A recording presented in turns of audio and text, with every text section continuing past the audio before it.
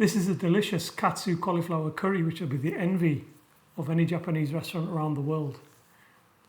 With a crunchy, nutty texture, the cauliflower is fantastic. A delightful aromatic basmati rice and a beautiful katsu style curry. I'm going to show you how to make it. That's coming up.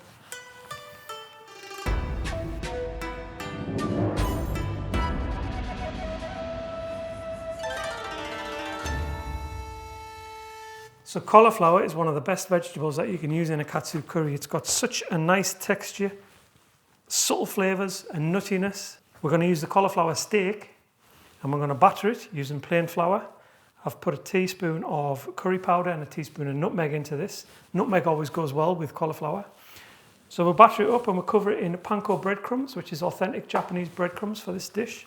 That makes it crispy on the outside and it'll be soft on the inside. Then for the curry sauce, we've got 1 onion, which is roughly chopped. Into it, I've got 2 tablespoons of mild curry powder, 1 teaspoon of turmeric. I'm going to put a tablespoon of ginger and garlic into the dish. And then I'm going to add a tablespoon of plain white flour, which just creates a lovely roux, in which we can pour 350 ml of vegetable stock, which thickens up the sauce. Then for sweetness, we've got a tablespoon of caster sugar, pinch of salt. I've got some soy sauce to put in, and then some coconut milk, which gives it a lovely creamy finish. And then we're going to cook some basmati rice with some aromatics and give a wonderfully rounded, authentic, beautiful Japanese cauliflower katsu curry. So let's get going. Let's get rid of all the leaves off the bottom of the cauliflower. Now what we're interested in is the center section. So we'll draw a line about there and about there. Cut right down the middle.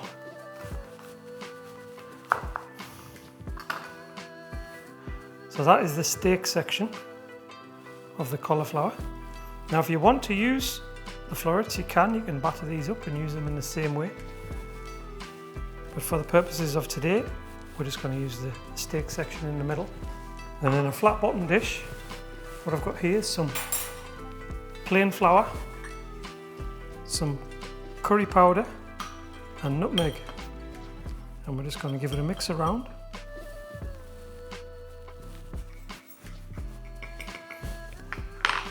So that's flour. And in this dish, we're going to have 1 whole egg,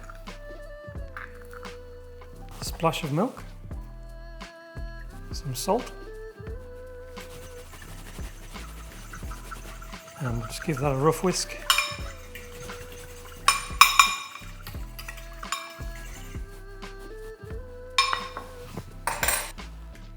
And then on the plate, I'm just going to pour the Panko breadcrumbs.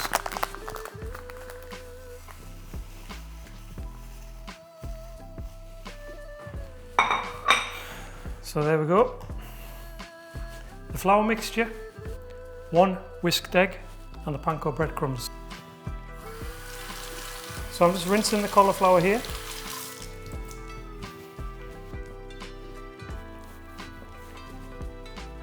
Completely coat the cauliflower and into the milk and egg mixture.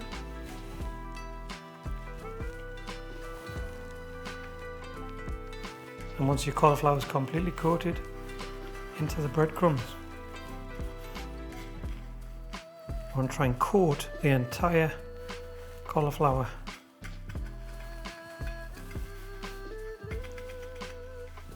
So that's the cauliflower steak done. We'll set that aside. We're going to deep fry that to give it a lovely crispy outer whilst it cooks the inner nice and soft. If you want to use the rest of the cauliflower, you can do. Same process, flour, egg, batter. Set it all aside, cook it all together. Now we'll get on with making the curry sauce now. Okay, so set the steak aside. Here we are with the saucepan. And into the saucepan, I'm going to put a glug of oil. This is rapeseed oil. You can use vegetable oil if you wish. Turn the gas on to about a medium, and into that I've just roughly chopped onions. Now you don't need to be particular with how you chop your onions. This whole sauce gets sieved at the end. We're just going to fry the onions until they become soft and translucent. Add a touch of salt.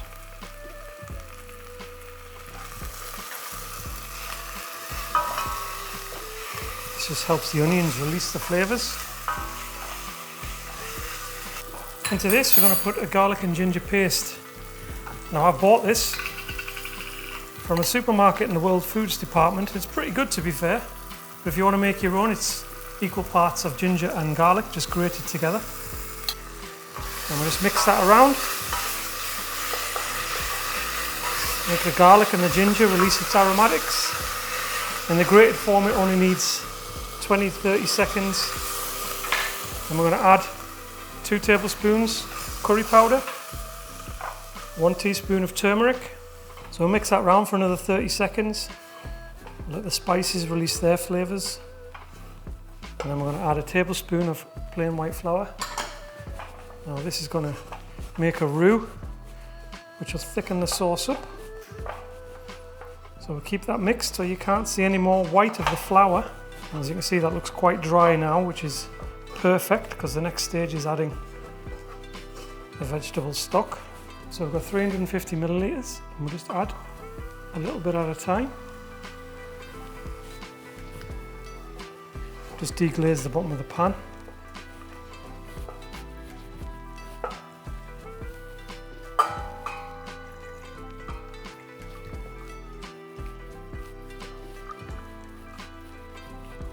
Now we can turn the heat up to about 7 out of 10 because we want to bring this to the boil with the rest of the stock. Make sure you get all the goodness out the bottom. You can really smell the intense curry aromas coming out of this now.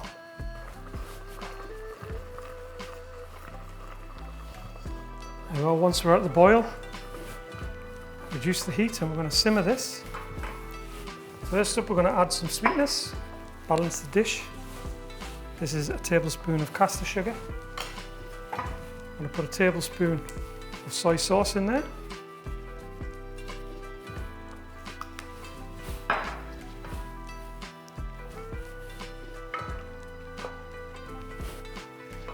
And I'm going to add some coconut milk.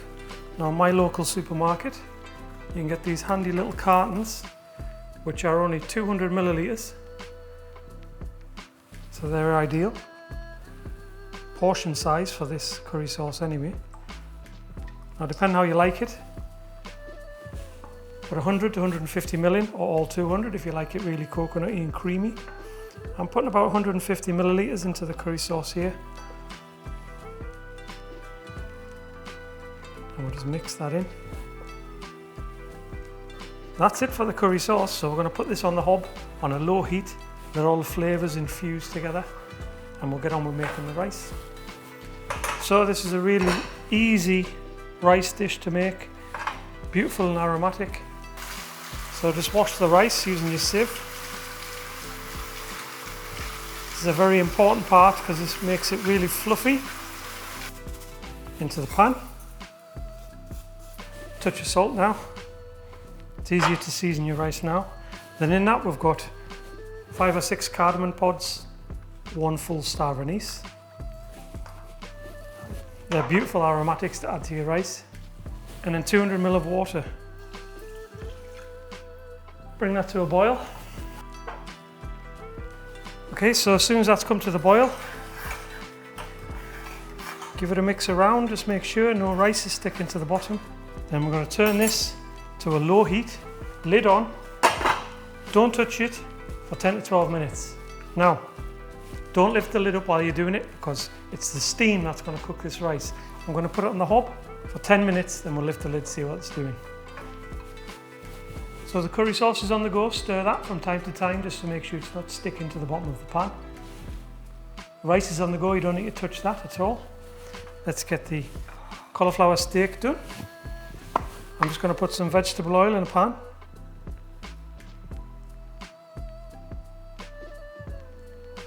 Now this can be done in a deep fat fryer. If you are going to do it in a pan, just be very careful when heating oil up. Just keep an eye on it. We're going to get it up to about 160 or 170 degrees before we put the cauliflower in. There we go, 170 degrees. I'm going to place the katsu in. Make sure it faces away from you as you're putting it in, you don't want it splashed.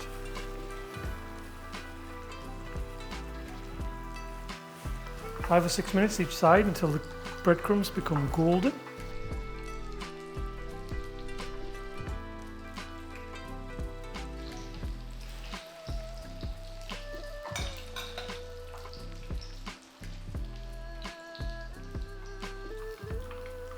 There we go, we just place it on some kitchen towel to drain. Okay, so now been 10 minutes on the rice, perfectly cooked, fluffy. Cardamom pods have risen to the top, so just scoop them out.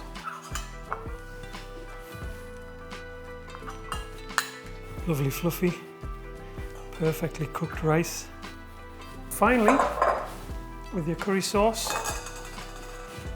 I'm going to put it through a sieve.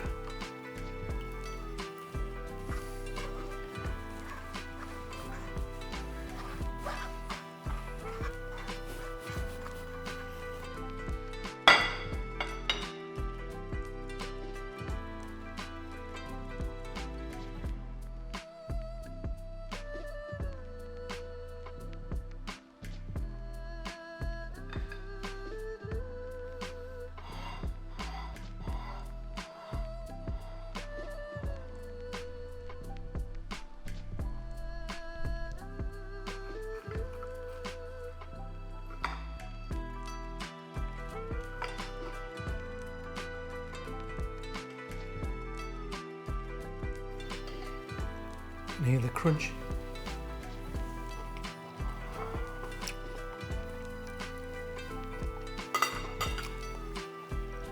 That is delicious. The rice is wonderfully aromatic, really tasty. The sauce is creamy with coconut. And the steak itself, you can taste the nutmeg and the curry powder in the batter. Really crunchy as well. Absolutely delicious. So give it a go. It's really worth the effort. It's a beautiful dish to try. And I'll see you on the next one.